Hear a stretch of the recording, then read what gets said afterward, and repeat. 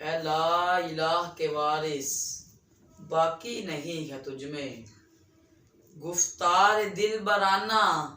کردار کاہرانہ، تیرے نگاہ سے دل سینوں میں کانپتے تھے، کھویا گیا ہے تیرا جذبے قلندرانہ۔ میرے نہایت ہی محترم اساتذہ کرام اور میرے ہم مکتب طالب علم ساتھیوں، آج کے اس ایوان میں میرا موضوع گفتگو ہے جنگ جذبوں سے لڑی جاتی ہے، ہتھیاروں سے نہیں۔ جناب صدر، جہاد مومن کی سرشت ہے، جہاد مومن کے ایمان اور ایقان کا اہم جز ہے۔ یہی وہ مقدس جذبہ ہے جس سے مجاہد موت کی آنکھوں میں آنکھیں ڈال کر مسکراتا ہے اور وہ یہ سمجھتا ہے کہ جان دی ہوئی اسی کی تھی، جان دی ہوئی اسی کی تھی، حق تو یہ ہے کہ حق ادا نہ ہوا۔ جناب صدر، یہی وہ مقدس جذبہ ہے جو روز ازل سے کفر کی چیرہ دستیوں اور باطل کی جلوہ سمانیوں سے ٹکراتا آیا ہے اور اب تک ٹکراتا رہے گا۔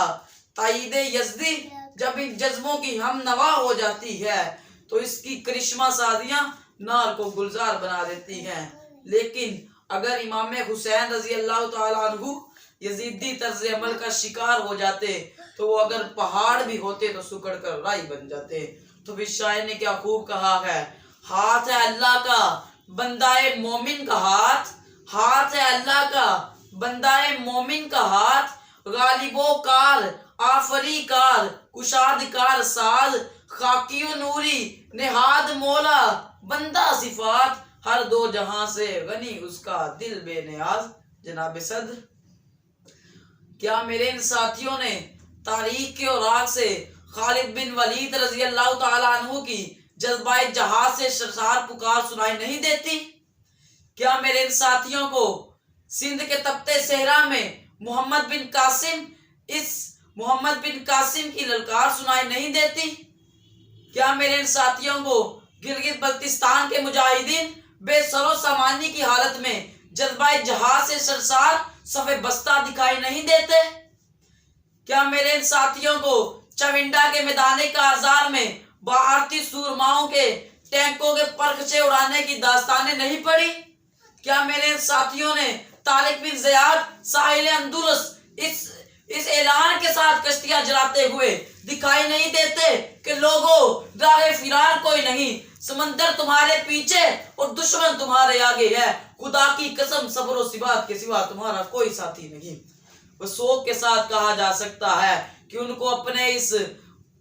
اپنے اس وعدے پر کامل یقین تھا کہ بے شک ان کا لشکر ہی غالب آئے گا۔ تو بھی شاعر نے کیا خوب کہا ہے کہ وہ معزز تھے زمانے میں مسلمان ہو کر، وہ معزز تھے زمانے میں مسلمان ہو کر، تم خوار ہوئے تارک قرآن ہو کر۔ جناب صدر،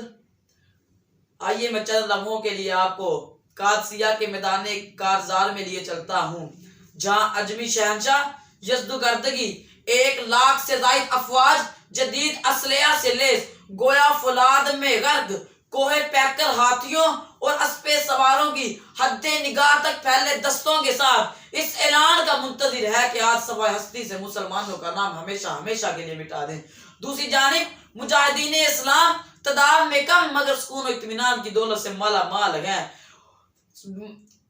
جذبہ جہاد سے سرشار، خشیت خداوندی کے سائے تلے زنگ آلود تلواریں بسیطہ دانتوں کنڈ نیزوں کے ساتھ جب نعرہ تکبیر بلند کرتے ہیں تو ہوائیں تھم جاتی ہیں، فضائیں ساکت ہو جاتی ہیں، کچھ ہی لمحوں میں جنگ کا نقشہ بدل جاتا ہے اور اجمی افواج کو راہ فرار کے سوا کچھ سجائی نہیں دیتا۔ تو پھر آخر میں اپنی تقریر کا اختتام اس شعر پہ کرنا چاہوں گا، علامہ اقبال کے شعر پہ کرنا چاہوں گا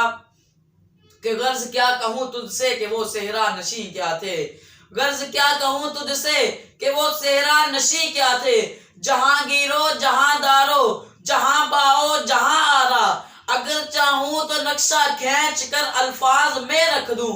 اگر چاہوں تو نقشہ کھینچ کر الفاظ میں رکھ دوں، مگر تیرے تخیل سے فزو تر گئے وہ نظارے۔ والسلام۔